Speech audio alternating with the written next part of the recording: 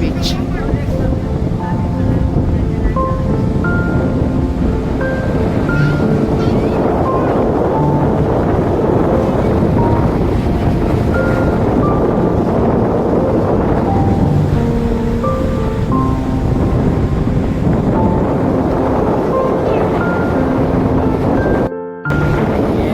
दो हाफ भी इतना ज़्यादा और